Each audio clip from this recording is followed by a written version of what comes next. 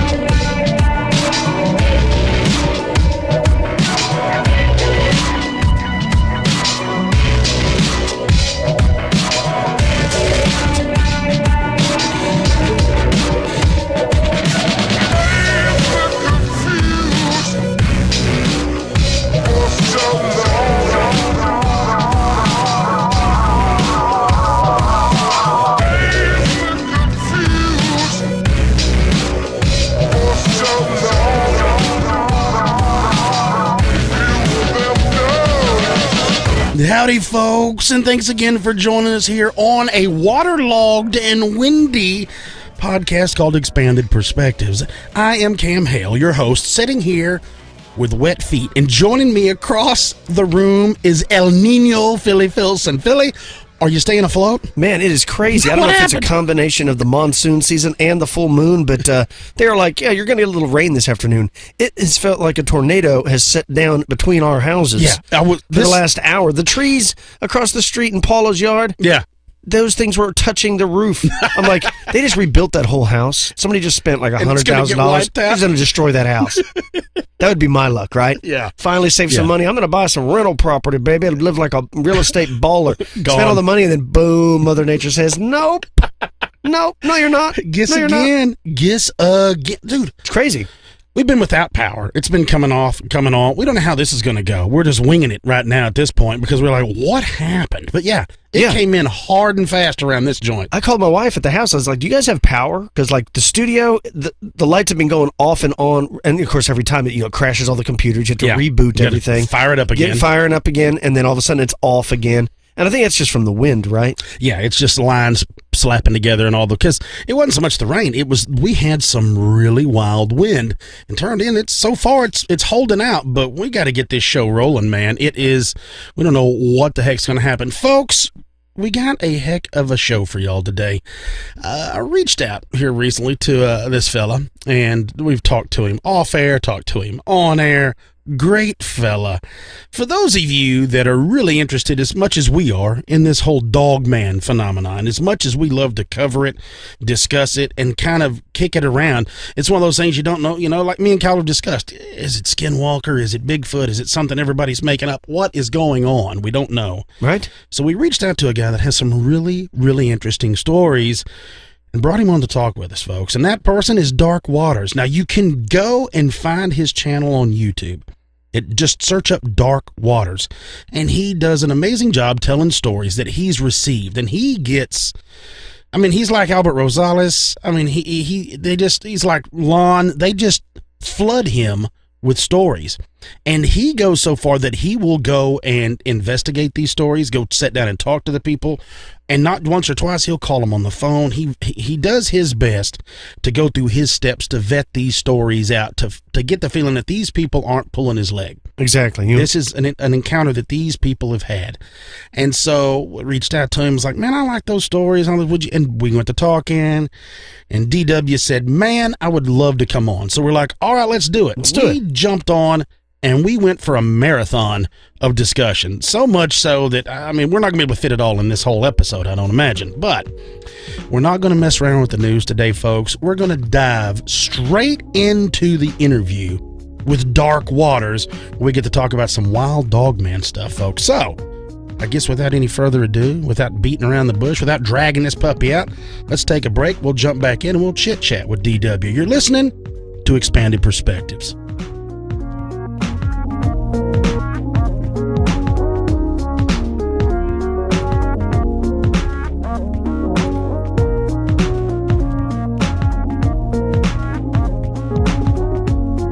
I just want to talk real quick to anybody out there that loves to read as much as we do.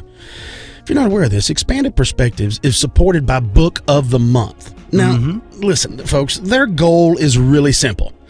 Their goal is to make sure that you love what you read. Now, Book of the Month searches under every stone, every nook and cranny, high and low, for new books that you probably wouldn't have found on your own.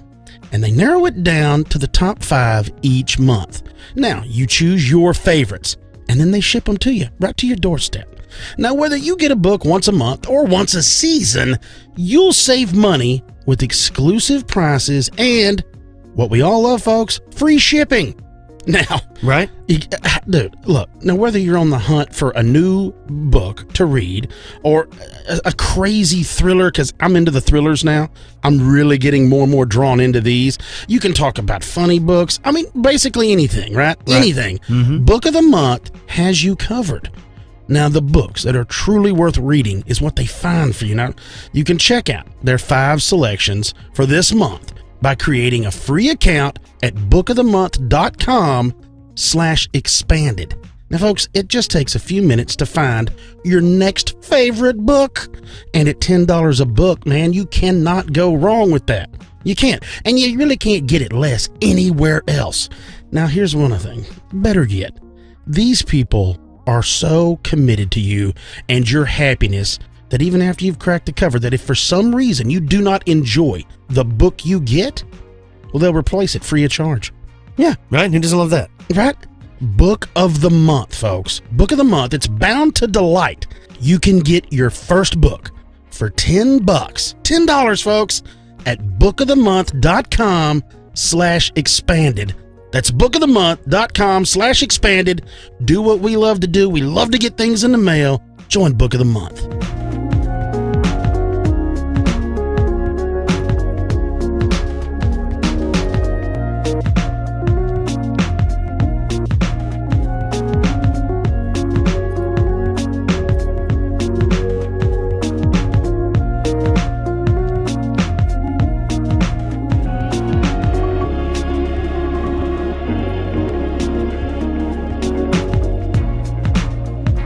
Alrighty, folks, we are back, and like I alluded to before the break, we were going to be talking to a very special person in this whole strange realm of stories, and it's somebody that, man, the knowledge of the Dogman and the knowledge of just the unusual oozes from this fella. It's our buddy, Dark Waters on. DW, how are you doing?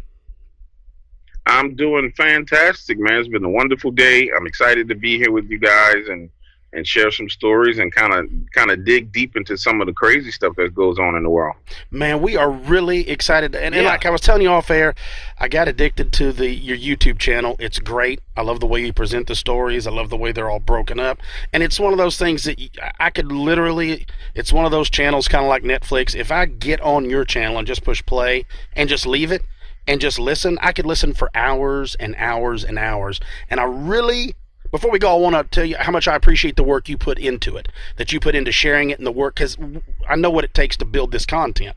So it's not easy. So I know you do a lot of work, and thank you for doing that and for sharing that work with us on YouTube. No, I mean, I appreciate it, man. It does take a little bit of time to do it. I mean, between the phone calls with the person who actually had the encounter, then formulating it in a manner in which is easily digestible, and then putting the sound effects. It takes time, but I tell people all the time, I believe my body of work compared against any other horror narrator's body of work on YouTube, I don't think there's any comparison. And that's why I do, you'll see people who have like 400 videos or 500 videos, and you see me with like 120, because I don't think, my work is so good, I don't need to put that many out every day, every other day. Because if you put your time and energy into it, it's going to sound the right way. So I appreciate the compliment. 100% accepted. All right, great. Yeah. Well, and it's one of those things that as this has grown, and we had started a few years ago, and we interviewed Linda Godfrey, and we started talking more and more about Dogman. It seems to have grown, and for some reason, you have become a magnet for a lot of these Dogman encounters, and the area in which you live in the state of Louisiana seems to be a magnet for some very strange Dogman encounters to start with too.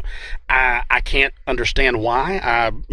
I don't know. Maybe they like it as much. I know the food down there in New Orleans is really good, so maybe that's what it is. I don't know. Creole food and Cajun food, that's hard to beat.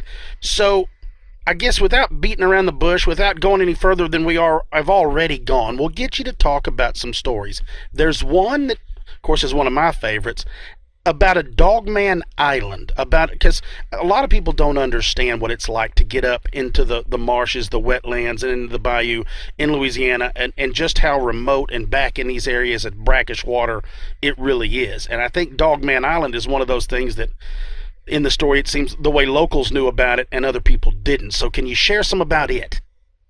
Yeah, I'd be happy to share about it. So let's start at the beginning. When it comes to the topic of Dogman, there are several types of personalities I encounter, right? So there's the people who say, hey, I love the stories, they're scary, and they leave it at stories, right? Then there's the people who say, oh, I love the stories, Dog Waters, but I don't believe them. And they say, I think you're lying. Then there's the people who say, I love the stories, I believe them, I'm going to go looking for Dogman. This gentleman who did this was one of those people. And he started listening to Dogman shows and trying to kind of trace back, where these encounters were based on the shows, the interviews, and everything that was going on.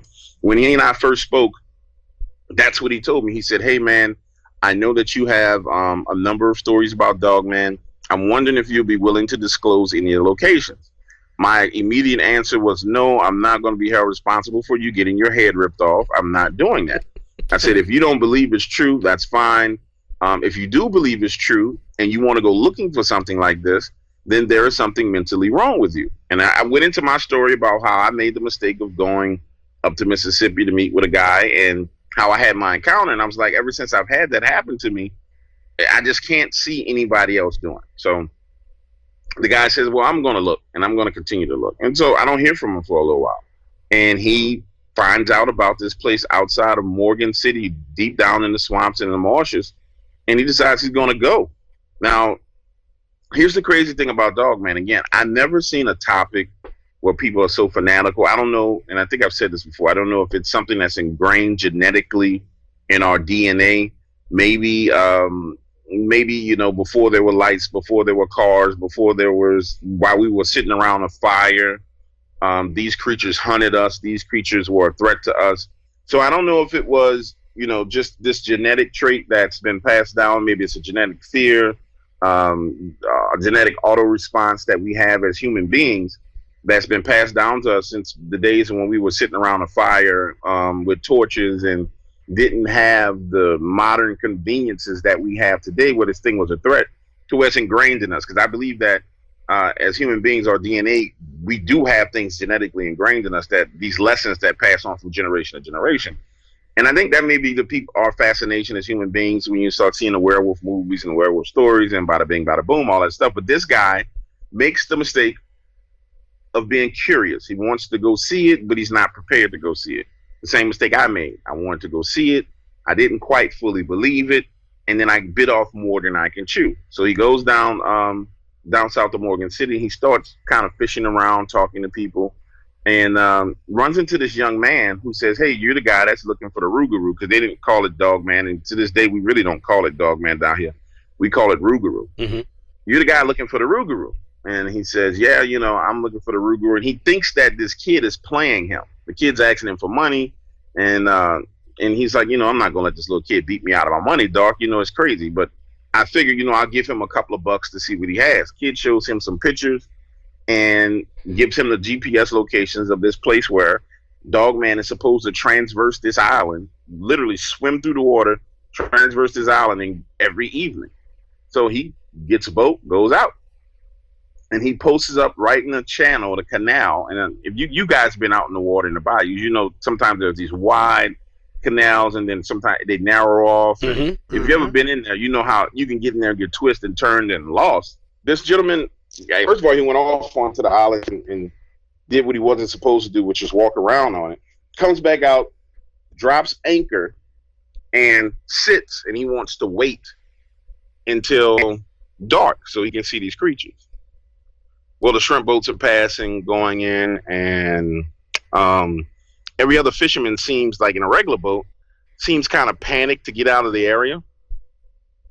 And so there's one guy, like right when it's getting dark, there's one or two guys that are flying towards him on their boat. They have their lights on. And he notices that, they veer around away from the side of the island, around his boat away from the island. And they have their lights on, and they're pointing towards the island. He turns, looks towards the island, and that's the very first time he actually sees this Dogman standing there on land. And the crazy thing about it is, in between that time period, he was kind of fumbling with the anchor, so his anchor's not set anymore. And if you've ever been in a boat, and if somebody speeds by you, they leave this huge weight. So he's telling me, he says, Dark, these guys flying by me, and the weight from their boat starts pushing me towards the island. And he's like, I know I'm moving in that direction. I'm looking over there and I see these creatures. He's like, so now, what I thought I was in a safe area, I wasn't safe anymore. He said, so now I'm freaking out trying to pull the anchor out of the water and get it all the way up so I can crank up the boat and go. Well, he's struggling to pull the anchor up out of the water, finally gets it up on the boat, goes back around to the back side of the boat, cranks it up, and he can now hear the creatures growling. Like, he can hear this low, rumbling, strong growl, which lets him know he's way, way, way too close to this island than he wanted to be. So he clicks on his little front light and swings the boat in that direction so the light can light it up. And that's when he discovers there's one on the island standing there. There are two, and I don't know if I said it right in that story, because I think I made that right. There were two wading out into the water towards him. He speeds, he literally cuts that boat as hard as he can, speeds off, heads back. And this gentleman, when I say, and I can't use the language that he used, but his exact words were, I did not stop moving. Literally, I did not stop moving until I was halfway home. And this guy was from, he was from north of Arkansas. He did not stop moving till he was halfway home, meaning he drove the boat back, parked that boat, got up, got in the vehicle, started driving the vehicle, and kept driving because that's how afraid he was. And kind of like the inside baseball, there's these questions that I ask people, when they do stuff like this. There's some people who have encounters with strange things, and they react like a normal person should. They don't go, number one, go looking for anything like that. Number two, if they have an encounter, they show this reverence and respect for it. In his case, he just was reckless and went looking for something that everybody knows there has to be some truth to it, because you just don't have this many people encountering unless there is some truth. So my question to him is, I said, hey, out of all the things you've done in your life, do you think this was the stupidest thing that you've done? And, in essential, in all essence, I'm calling him stupid, but I'm posing it as a question. And I said, do you think it's the stupidest thing you've done? And he gets quiet, and a very prideful man. He says, I understand that you're calling me stupid right now. He said, but I'm going to be honest with you. This was the stupidest thing I've ever done. And so I go into the emotions, because one of the things of capturing the story is gathering and garnering all the emotions that the person goes through. So I take him through this kind of pacing and leading process where I drag him back through the encounter. This is another way how I tell if you're lying or if you're telling the truth, because if you're telling the truth, what happened to you is ingrained in your mind. You're going to relive it. You're going to feel it. You're going to smell it. So I start dragging him back through the encounter. The first time I drag him through it by saying, hey, and he said, man, I felt like I had accomplished something. And I was like, really? What did it mean to you? He's like, it meant that I followed through with my mission, which was to come and search these things out. And I said, well, how did you feel when you first saw the print? And, tell me about the print. So he went to describing the print, which I've heard the description a number of times, and he described it nail on head. The indention from the back hock. He described the pad. He described the actual, and it was mud. So he actually described the indentions from the claws on the feet and how those indentions were 3 to 4 inches away from the pad, right? 3 or 4 inches away from the toe prints, which are in front of the base of the pad. He gave the description to the T. Now, can someone kind of hear some of the other stories I've done and came up with that? Absolutely. But what really hit home with me was when I started to ask him questions about when he really first laid eyes on it. I said, I'm going to take you back to the moment the guys fly past you in the boat, that light is in your eyes, the guy's pointing at the island, you are in the process of turning your head to look and see what he's pointing at.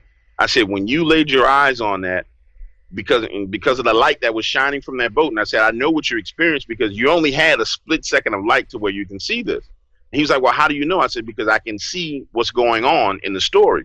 I said, so you got that very split second of light that's shining on this thing as you turn. What was the emotion you felt? And he said, well, what went through my mind was, it's a effing werewolf. And then he said, the next thing is, it's real. And he said, from that point on, he said, I wasn't even considering, that they were there. I was considering getting out of there. He said, and that's when I started pulling up on the anchor and yanking on the anchor. And he said, man, I never pulled the rope that fast in my life. And he said, I knew I was drifting towards them. And I said, well, how did you know you were drifting? He said, I felt the intention and the intent of these creatures. And, when you talk to someone about their encounter and you really pull at the strings of it, it's amazing how people describe things. And so he goes into his description of the intent. He says, when someone's looking at you in a crowded room? And I was like, yeah. He said, how you can feel that person looking? I was like, absolutely. He said, well, it's that times 100. He was like, something and someone is looking at you, but it's almost like you can actually feel them reaching out to you. He's like, that's how intense the danger was that I felt. And I said, man, that must have made your heart race. And he's like, no, man, it didn't just make my heart race. He said, he almost pissed my pants. So he go through all these descriptions, which is a part of doing the interview with the person. And you kind of inject these little things into it to see how they react to it. So I said, well, okay, well, how did it make you feel once you had cut that boat and you actually saw that there were 2 in the water waiting towards you? And he said, man, that's when I realized that I was about to die. And the only thing that went through my head was I was going to die over something that I did not have to do.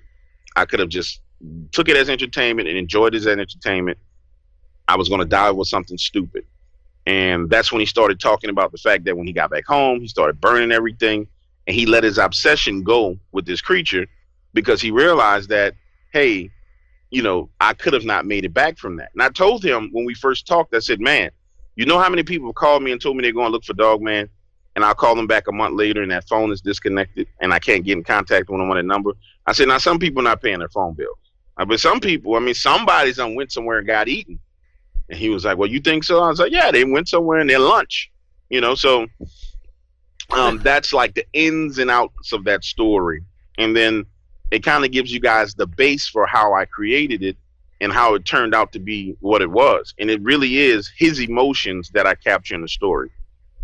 Well, and that's the perfect thing too. Is I think that's the thing that people need to focus on. Is what everyone that reports on these things needs to focus on. Is like we've discussed. Is it doesn't necessarily mean one way or the other, but it has the same effect on that person, whether what they saw was exactly what they're reporting or what they thought they were seeing.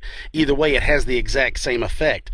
Now, you told a story that took place with a father and a son on a hunting trip, and it had that same effect on the mother. I remember that whole thing of talking about seeing it as because it's like this thing had a memory of it getting done wrong, and then it came to look for what had done it wrong.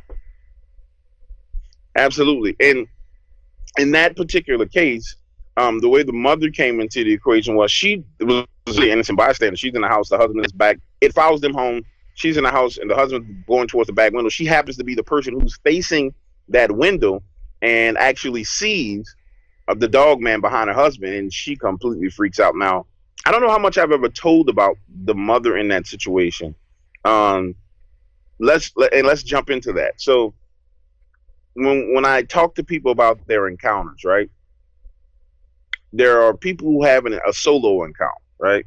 And that gentleman who has or person who has the solo encounter, you kind of got to dig with them to get everything out of them, all the emotions. Well, typically, the way you know if that person is telling the truth is their significant other has had some type of effect in their life based on what happened to their spouse, right?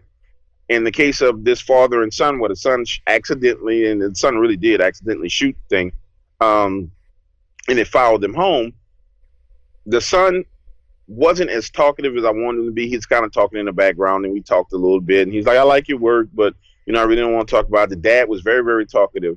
It was the wife who didn't really want to talk at first. And then once she opened up, it really gave me an idea and a sense of how real this threat was to them. Because men and women express emotions differently, right? And I can honestly say the father in the story was trying his best to be brave and say, I want to protect my family. And I'm sitting there listening, thinking, dude, you can't protect yourself from a werewolf, a walking wolf, bro. I'm sorry, there's nothing you can do. Like, he could have ate all y'all if he wanted to. Exactly. I mean, he literally could have. If it wanted to kill you, it could have killed you. And it came to send you a message because you mess with it, it's coming to mess with you. And in that case, it decided it was going to leave them alone. But when she started expressing her emotion, it was I guess the way to describe it is not surreal. It really hit home with me because she expressed her emotions as a woman, as a mother, and as a wife, all at the same time. As a woman, she was afraid, and not saying women are fearful, because we're in this politically correct world where people try and take things out of the way. But as a woman, she was afraid, and she wanted her husband to protect her.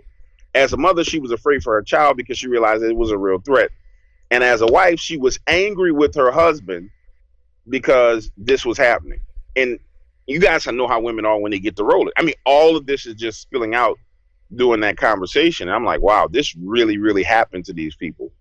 And again, we can go into what the creature looked like. We can go into what the creature did. We can go into the creature going to the neighbor's house and killing his dog.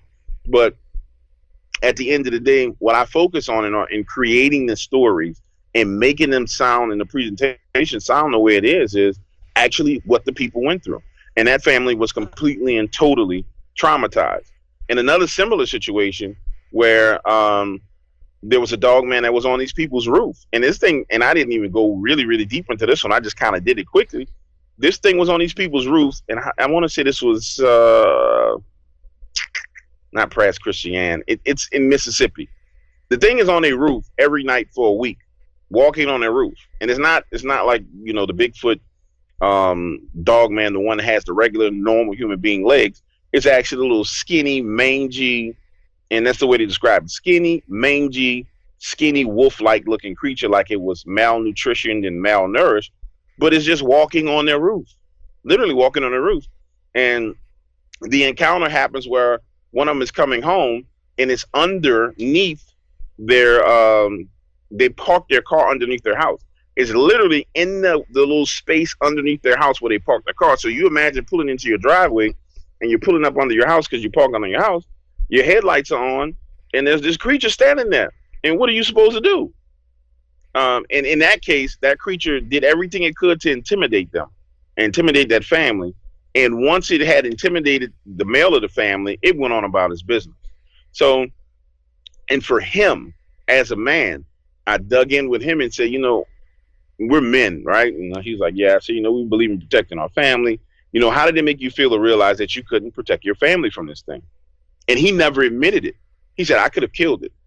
I could have killed it. And I said, well, you do realize that if it's one, it's probably more than one. And so I circled back, and this was kind of wrong, and it may have been kind of bad of me to do it this way, but I really wanted to get to the emotion. I said, how did it make you feel to realize that there's nothing you can do to protect your family? I said, there are situations where as men, there's nothing we can do. I said, have you ever been through a Hurricane Katrina? A lot of people who couldn't do anything to protect their families. They did the best they could, but the situation just was something that was abnormal. There was nothing that person can do. He's like, no, there's nothing that's going to stop me from protecting my family. And after about 2 weeks of talking, he finally broke down and said, man, I feel like you're trying to emotionally break me. I said, no, I'm not trying to emotionally break you. I'm just trying to get to the base of the emotion. And he said, you know what? I realized that there was nothing I can do, but I was going to try and do everything. People hear the stories, but they don't. That's the dirty background behind the stories. And if you want to get into the dirty background behind what Dogman is and all the rest of that stuff, I can give you guys my personal opinion. I tell people all the time I didn't kidnap one, and I don't have them duct tape up in the trunk, but but I can tell you this. I really believe that there's two different origins of these creatures, and one of those the knowledge of one origin comes from the few conversations I've had with Steve Quayle, where he talked about the fallen angels breeding and corrupting everything that God created on this planet, including the animals, and creating these hybrids. And then the other one is, I know for a fact that our governments do genetic modification programs. They do genetically modify animals. And that's finally coming out in the news, and I'm finally a lot more comfortable talking about it because a lot more of it is being spoken about. So I think we're dealing with two different things. I think we're dealing with this creature that's been around for a long time, that I know that there are people who are out there who hunt for DNA samples of exotic creatures, and that sample has been taken and has been genetically modified. And I think that explains the one thing that doesn't make sense to me about Dogman altogether. The kind of the variations where there's these kind of upright walking dog, German Shepherd or Timberwolf, or all those kind of make sense to me. But when you get into the one that people call like the super soldier or the Bigfoot Dogman, where it's a Bigfoot body with a head the size of a car tire, the most aggressive one by far that I've heard stories from people about. I believe that one was probably genetically altered and made in a lab somewhere, and probably got brothers and sisters in little test tubes, and he's a test tube baby. And it's one of those. You don't want to think that, as a citizen of this country, you don't want to think that these things are going on and that this is a possibility, because you start going down that, and then that fear will creep up on you. It will start finding a way into your life, but it's something that you need to be aware of, that you could possibly have an encounter. I remember you talking about yours. That's another thing that I appreciate, is when you talk about the emotions that these people have that you pull out of them, you can pull from the emotion you had with what you saw. Would you share your encounter with us? Yeah, I mean, I'd be more than happy to share my encounter with you guys. You have to forgive me once I really get to reliving it, because it still bothers me to this day. We have to go back to when I first started the channel, and how I started the channel. I started the channel by emailing and reaching out to my network of friends, which is very extensive. I mean, people all over the United States, people all over New Orleans. I mean, people in other countries, and trying to find out about different paranormal encounters.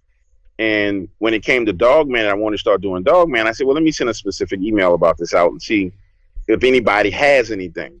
The majority of the replies were like, what the hell are you talking about? Like, come on, dude, like, you're tripping. Mm-hmm. But then a friend of mine hooks me up with a guy who's a distribution line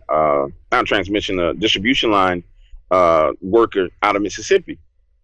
And this guy tells me his Dogman encounter. He goes into how he was on his bucket truck and he was trying to repair a line, and he ends up being surrounded by these creatures.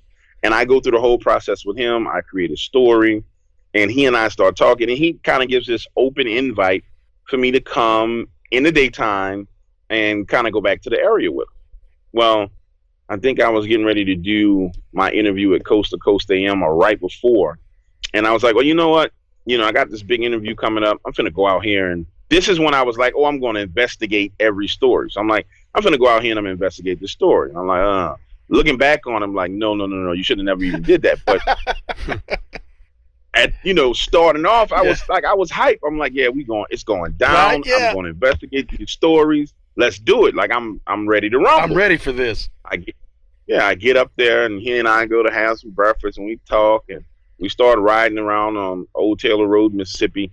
And, he's just telling me about all these different encounters that people have had over the years. And he's saying, well, this guy over here in this area has had Bigfoot eating his chickens for like the past 10 years. And this lady over here saw a dog man through a window. So he's just going over all the encounters. And I realized that just through that general area, it's like a bunch of strange crap that happens. I mean, he told me stuff about these flying shadows that people were seeing, like stuff that I never talked about that he told me. And so that's how the day is going. He and I are really, really building rapport, and we're actually becoming pretty good friends during these conversations, because he's like, yeah, you're a big guy. Did you play football? And I'm telling him old football stories and just crazy stuff, And the two of us kind of get off the whole topic. And when we get to the spot of his location, it's getting to where it's about to be dark. And when we get out the car, we're really not even, when we're getting out of the car, minds are not really there. We didn't kind of shift back into the mode of this is something dangerous. So we're out there and we're on the road, and I'm starting to go through the process of making him relive it. And the minute I started going through the process, he starts shaking, and you can physically see that this man is traumatized. So much so that I'm like, okay, this is not a good idea, because this guy's really, really traumatized behind this. And he says, well, we really got to get out of here before the sun goes down. I'm like, keep in mind, guys, I'm a city guy. Like, I go fishing and all the rest of that stuff like anybody else down here in New Orleans. And I done been out there crawfishing and all the other stuff. But overall, I'm a city guy. And I didn't really have any clue or idea how quickly, the time flies, and that sun, once it starts getting behind those trees, how quickly it gets dark. I just didn't. And so he's kind of freaking out. Like, he really, really is freaking out. And I'm like, nah, bro, we cool. We got sunlight. We got this. And the one thing that sticks out to me, and I'll never forget, is the blackbirds, the crows. It was like two crows landed on the distribution line, right on the little cross arm, the wooden cross arm. And they just start just squawking, like just squawking. I'm like, yo, what's up with these birds? And they like looking at us and squawking. And I'm like, yo, what they doing? I kind of felt like they were talking to us. And I'm like, man, what's up with the birds? And he was like, we need to go. We got to get out of here. Out. You can hear me? Yeah, like he's telling y'all that y'all got to get out of there. And and you're just like, no, we're fine. I said ask you a few more questions. And so, again, and I can honestly tell people, people try to use this again. You're like, dark waters never bleed in dog, man. Yeah. Hey, man, I believe that it was possible up until that point, but I had to go see for myself. So, we're standing there. I'm going through the questions of him. These things are squawking. They're aggravating me at this point in time, because I'm thinking about picking up something and throwing at them, and then they fly off. And then we start hearing noises in the woods. And when I say noises, it literally sounds like bulldozers coming through the woods. And I can't even simulate the sound, because I never heard anything like that. I never heard anything like that. And he is walking while I'm talking to him. But I don't know if you've ever been in a conversation with a person and you're kind of distracted. You see that movement out of the corner of your eye, right? But he's walking off, and I'm standing there talking. I'm like, yo, what is that? And he's walking away. And I'm like, what is that, man? And he was like, you need to get in the truck. I was like, what is that? And he's like, well, they're about 400 or 500 yards away. You need to get in the truck. And I'm like, what? And I'm just, what is it? Because now I'm freaking out, and I'm really getting afraid. And I'm a grown man. I'm not scared to tell anybody I'm afraid. Any man on this planet, I will give you a run for your money. But, some paranormal stuff, I'm not playing with it. So I start to circle around, and I'm thinking that, okay, I'm going to go ahead on the passenger side of the truck, and I'm going to get in halfway in and be ready to rumble. So I'm on the passenger side of the truck, and he's on the driver's side. The side of the street where they're coming from is on the driver's side, and I'm kind of looking around the little back bed of the truck trying to see what's going on, leaning. I got the door rested up against my butt, and I'm like, well, what is it, man? What is it? He was like, look, we need to get in here and go. Well, the noises start getting louder, louder, louder, louder, and next thing you know, he's gone. Boom. Like he's pulled off. And you got to remember, like, I'm not in the vehicle. Both of my feet are on the ground. Actually, at one point in time, one of my feet was in the truck, but it wasn't like it was, you know, had the little step board on it. I guess you call them like the step board.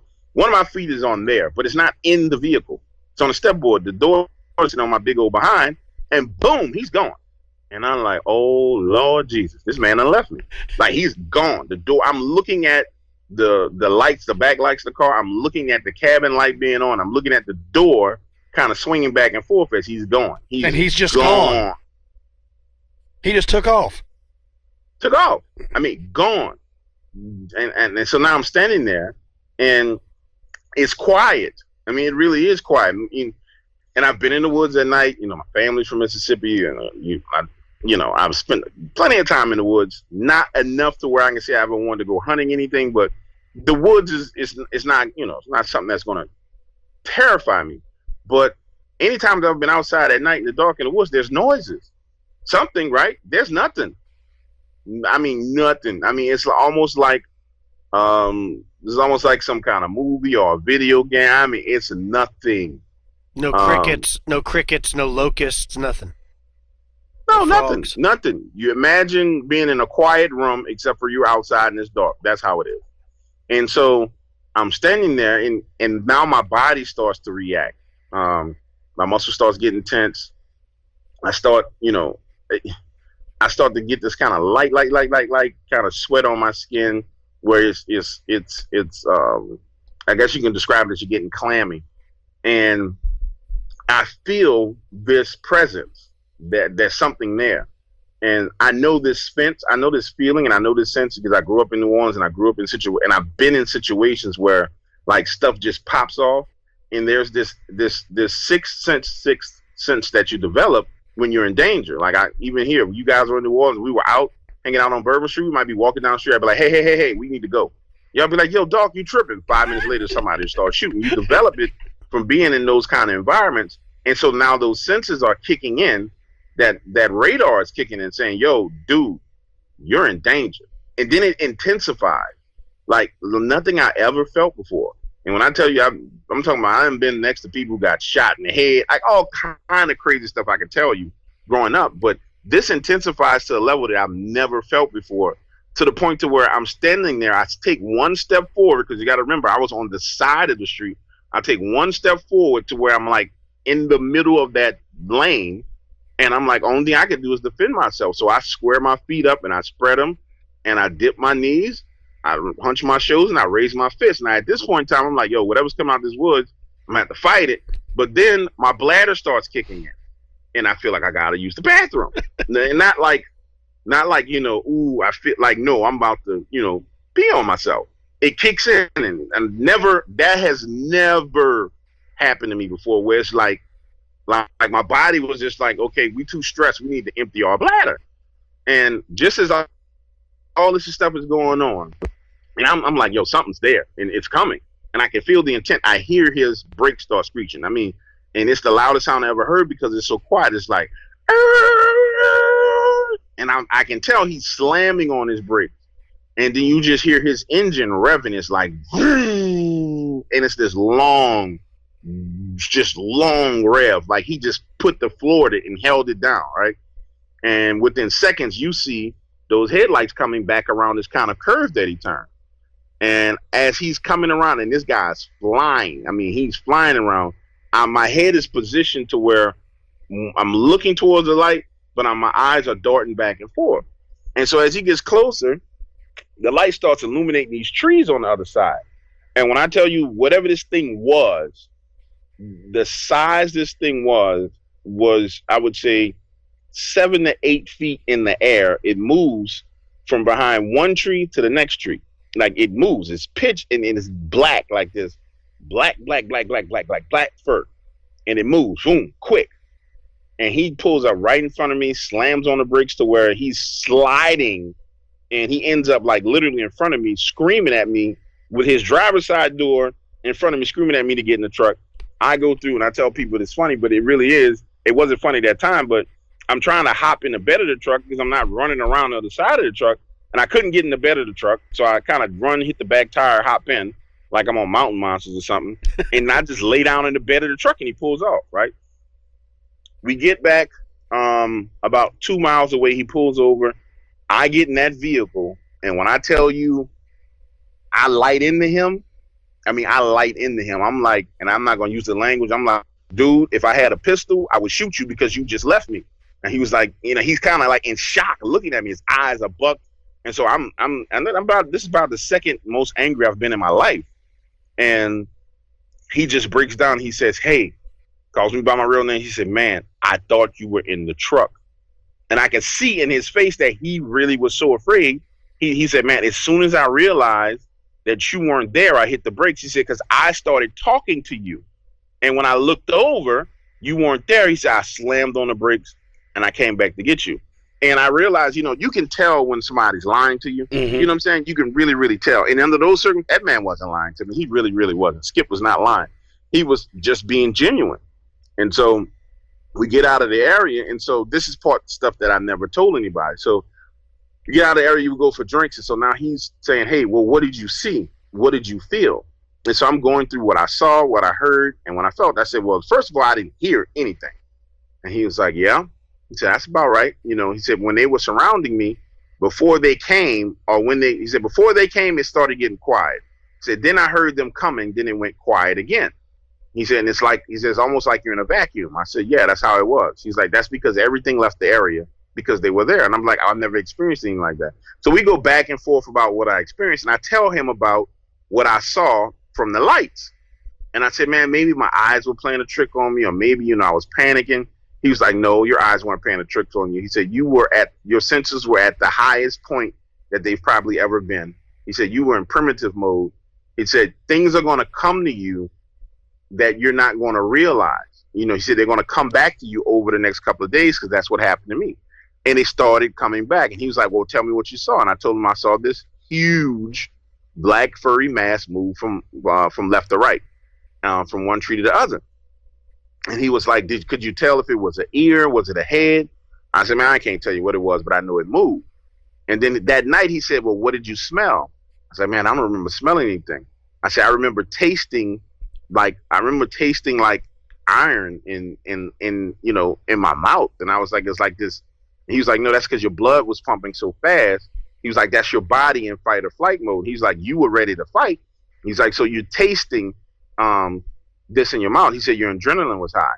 And then about 2 days after that, I called him back. I said, hey, man, you know what? I do remember smelling something. And I said, I remember smelling blood and urine. And he was like, yep, that's them. That's them. And I said, wow. And over time, stuff started coming back to me, just little bitty small stuff that that just, I guess my brain couldn't process it at that point in time, but it saved it.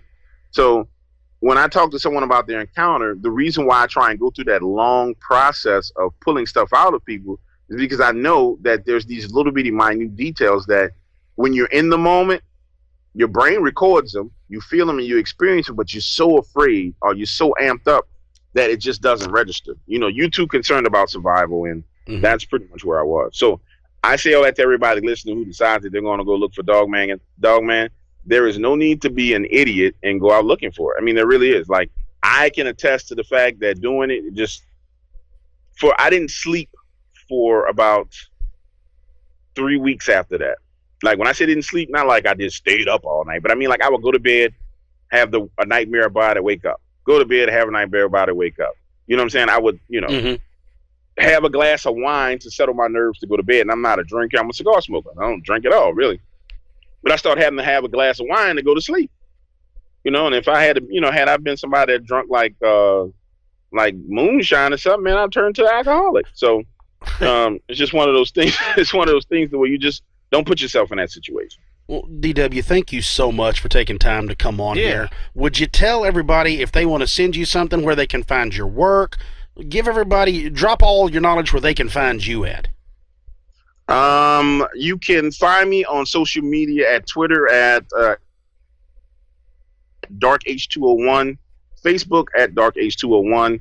If you want to hear the best stories in horror, and I promise you that you can believe me on this, if you want to hear the absolute best stories, the most attention to detail, go to IamDarkWaters.com, sign up, become a member, and you will hear some of the most frightening, intense stories that you've ever heard in your life. In fact, these gentlemen, I'm going to give them a few stories for themselves to have some of the premium content. I promise you guys, you're going to love it.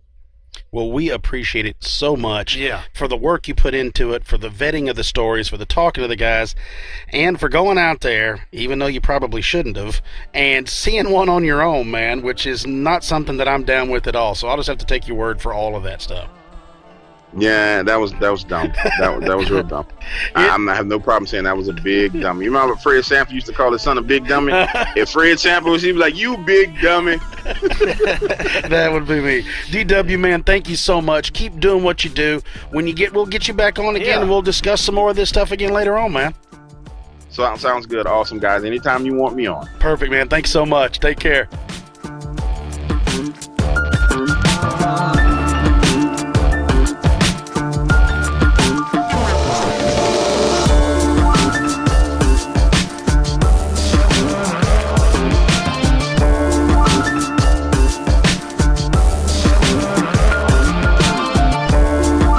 And folks, I got something I got to talk to y'all about. It's one of today's sponsors, and it's something that I do truly love and I do truly use just about every day. And I'm looking across the table over at my bud, and I can tell he's been using it because he's looking mighty well groomed. I have. I actually shaved my mustache off. I've had a goatee for a couple of years now. I shaved the mustache off, and little Luke, my 5-year-old, came out the other day and was like, "Oh, what happened to your mustache? It fell off." That's right. And then he was like, "Don't worry, Daddy, you can put it on tomorrow." And I was like, "All right." Yeah. But yeah, man, I've been using this product and I love it. This is one of my favorite things.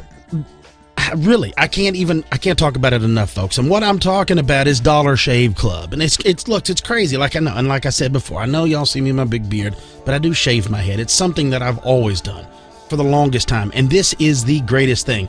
Not only is it the greatest thing, it's the smartest choice to make. Kyle and I had a discussion about this a while back, and we were talking about one of probably the most popular razors you can talk about is like this Gillette Pro Glide razor. So we look it all up. Well, you can get one less blade and pay twice as much money, basically. That's it. You're going to be able to get a heck of a deal. A great shave, a great price, convenience, the smartest thing you can do. No gimmicks, no nothing. This is what you get, folks. For a limited time, the new members we're going to give you this code for, you're going to get your very first month of, get this, not the intro, not the mid, the top, the executive razor package. You're going to get that. And a tube of Dr. Carver's shave butter, which is awesome. I love the shave butter. The shave butter is awesome. You're going to get all of that for your very first month for $5 and free shipping. Now, after that, the executive pack is $9 a month. That's it. And the shipping's free. So it goes up $4, boom. You just keep getting them, and you just keep rolling them in. And look, you can use them. I shave my head with them every other day. You can't dull these things down. It is awesome. I love it. I mean, I really do love it. And if you don't want the executive, you could step down and get the 4-blade, which is called the 4X, and it's only $6 a month with free shipping. Yes. And then if you want the Humble Twin, which is a 2-blade razor, it's $1 a month. Now, you do have to pay shipping, but the shipping is $2. So basically $3 a month. Yeah. It's an incredible deal. It is a heck of a deal. And I know y'all are right now going, well, what's the code, man? What's the code? If you go to dollarshaveclub.com/expanded, that's where you're going to get it, folks. dollarshaveclub.com/expanded. And I'm going to tell you right now, go ahead and load up on the shave butter. You don't want to use that silly cream anymore, the foam, a bar of soap. Get rid of that crud. You don't want that. The shave butter is where it's at. It's the butter, and it's where it's at, and it's perfect. This is great. It's the smartest thing you can do, the smartest choice you can make when it comes to personal hygiene if you like to shave. Ladies, for your legs, your armpits, everything, ladies, you can jump on this just as fast. Go to dollarshaveclub.com/expanded and get your first month for only $5.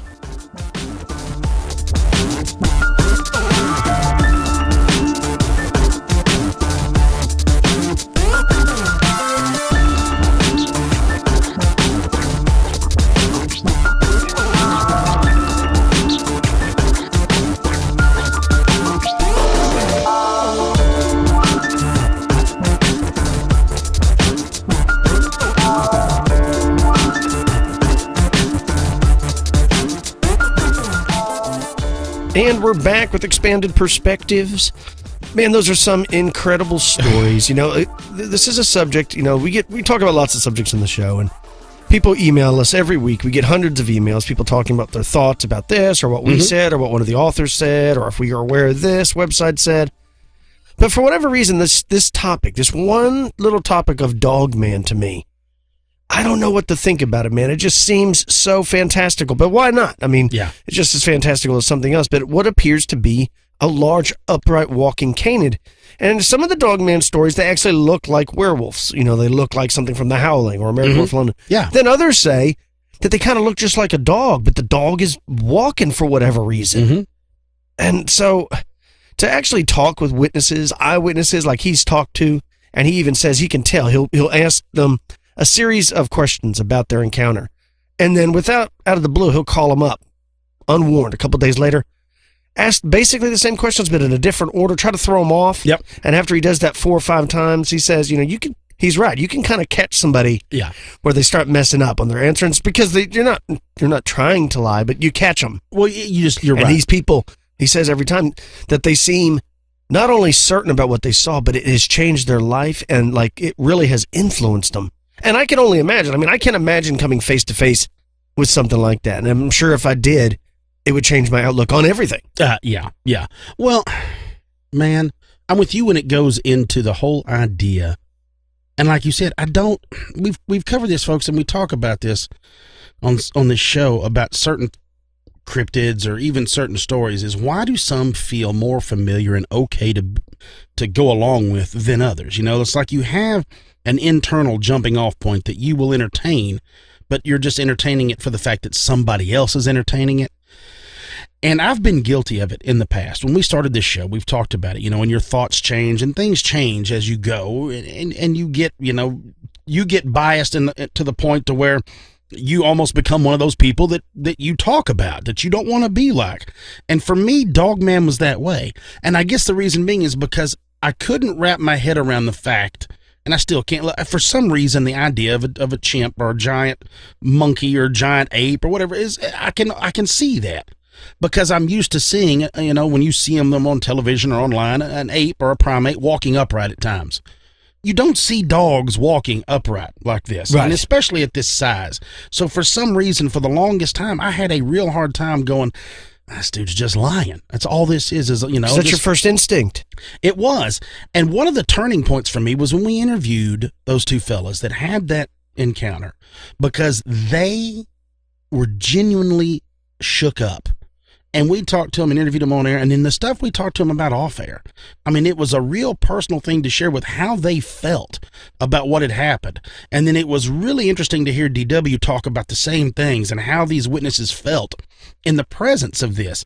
And it goes back into, like we've talked about with the Chicago Phantom, like we've talked about with the Mothmans in Chicago, up to the points of what he's discussing, is there is this strange feeling of, lack of a better word, that people always use as evil or foreboding that you get around those that you don't get around Bigfoot. And I don't know why that is. Dog's man's best friend. Yeah. But when you see a 7-footer walking around out there, and like you said, there's some of them report seeing, and that's what's funny, is they don't follow the same criteria. Some of them look like the American Werewolf, Then some of them look literally like a German Shepherd on his back legs, just walking around. And then some they even go to say built like Bigfoot with just a dog face. Yeah, or even a body of a human being, like a jacked up, aware a guy man. that's totally yoked, with a wolf head. I mean, it's different every time. Very, I love it. Unusual. And what's, I know people have said that, well, there's been sightings of this throughout history, but I'm pretty well versed in the paranormal, and I don't ever remember prior to 10 years ago, hardly anybody ever reporting seeing these things. And now it's like people are reporting that all the time. So is it because people are more aware of Dogman now that they're seeing him more, or they're misidentifying Sasquatch with a Dogman, or for whatever reason, is Dogman sightings increasing because there's more of them? I don't know. Remember, I even talked about it on the whole segment where we did the history of the Dogman with the Native Americans and the dog. And there was some funny stuff back then, even though, is that they were like, are they shaman or are they a different, breed? And there is a lot of story that, now look, it could all just be hearsay and you don't really know as you have to plan it out over all these years. May not even be physical. Exactly. We don't really know. It is odd. Like we talk about, I think the very first time I ever heard about it, it came from Thackerville, Oklahoma. That's the first one I ever heard. Before I'd even heard about Linda Godfrey's books. Mm-hmm. It was a Thackerville, Oklahoma sighting by a man turkey hunting.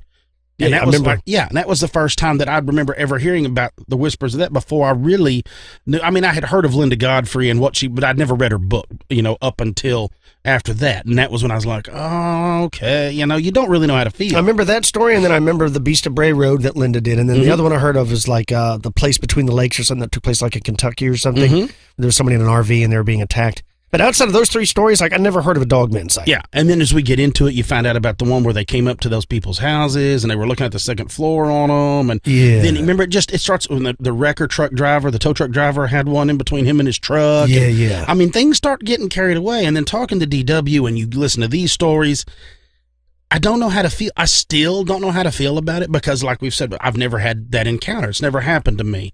So, I mean, you can show, I guess, like a type of empathy or support for people that have had it happen, but you still don't know what it's like until it happens to you. I don't want it to happen to me. I don't want to see one of those. I'm out on that whole deal. But I love these stories. It's very intriguing to me. And it's very intriguing that a lot of it's been taking place in the South that he's been dealing with, in Mississippi and Louisiana. There's a lot of that going on down there. And I'm just like, man, you're right. You would think it would come from, but no, I don't. So I don't know. You got to check out his channel. Check out his channel, folks. That's Dark Waters on YouTube. Pretty cool. Let's talk about our sponsors real quick. Don't forget about Gaia.com. That's GAIA.com/expanded perspectives. They're a great sponsor. They're a video streaming service with over 7,000 titles. They have 3 plans to choose from: a 3-month plan, a monthly plan, and an annual plan. Sign up now, and your first month is only 99 cents. After that, it's $9.95 a month. They have one-of-a-kind shows over there. Incredible. You got to go over there and check out our bud, the D-Man, the Dolan. That's right. And False Flags. It's a great show. It's a program that's only available on Gaia, but you got to use the promo code Gaia.com/expanded perspectives. And don't forget about Book of the Month. I love it. My daughter loves it. We get a kick out of it, folks. And like I said, it's one of those things. They do the hard work for you.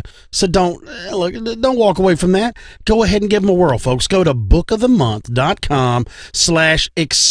bookofthemonth.com/expanded. Get your first book for only $10. That's right. And Dollar Shave Club, fantastic products they have over there, from razors to the Dr. Carver shave butter to everything. They got beard oil, pomade. I used it before I got here, these razors. Check these cheeks out. I got it lined up, baby. Right. Go to dollarshaveclub.com/expanded. And don't forget about Elite. Expanded Perspectives Elite is another show we do every Friday. You have to go to the website expandedperspectives.com, click on the Elite tab and sign up. You'll get an additional show every Friday, as well as access to the entire back catalog for now. That will be ending, I think, in the next couple months. Also, if you have a story of your own you'd like to share with us, you can email the show at expandedperspectives@yahoo.com. You can follow the show on all forms of social media. You can even call the show if you like, 817-945-3828. Cam? Yes, sir. What are your plans for the week? Dude, I am in a madness of grinding right now I have to get all my work done, which is quite a bit I've got going on right now in the next 4 days, because I leave Friday morning to go to Florida. That's right. Yep. So I have a ton to get going on. So yeah, that's the way my week looks, is it's going to be a beating. But I expected it. You know how it always is. Everybody, when you get ready to go on some sort of vacation, it's always like, oh man, and all that. But I know when I get there, I'll have a good time. But it's that buildup that makes you just want to just go, man, I really don't want to go. Oh, I also went and watched Dark Tower this week. As long as we're talking about Dark Waters, I'm going to talk about the Dark Tower. Okay. Went and checked it out. Jam up. You'll like it. I remember that book series. I never actually read that one, and that's one of the few ones that I didn't read that Stephen King wrote. Well, you discussed it a while when you and I first talked about it, and you brought it up right as I was younger when I found it, and it seemed a very daunting task for it to be like an 8-book trilogy, or I guess it would be an illogy. What is 8? Octology? Octilogy. Well, when I remember back in the day when that was popular, I think there was only 3 or 4 out. Yeah. Now there's 8. But I remember as a youngster being like, that's a little bit too much, because those Stephen King books can be quite thick. And Lord of the Rings was enough, you know what I mean? And then you get involved in those, you're like, dude, I don't know if I can do this one. But yeah, it was a great movie. I really enjoyed it. Yeah, it was fun. That is cool. Well, everybody, I hope, has an incredible week. Stay out of trouble, folks. For you Elite members, we'll be speaking to you again on Friday. For everybody else, we'll talk to you again next Monday. I'm Kyle Filson. He's Cam Hale. Oh, peace, y'all.